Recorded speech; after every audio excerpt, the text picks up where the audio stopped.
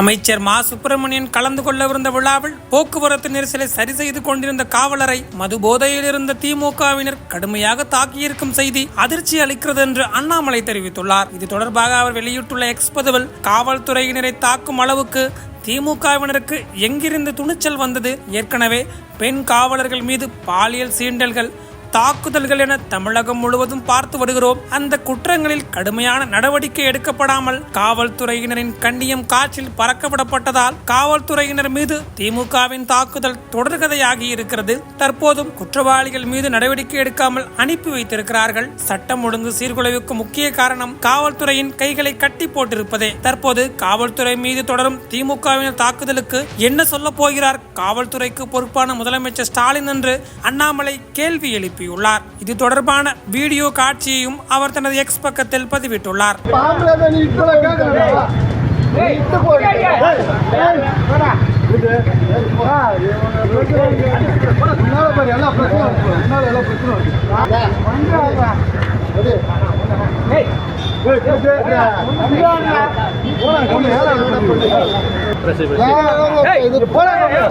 நீ சும்மா வீடியோ எல்லாம் எடுக்காதீங்க.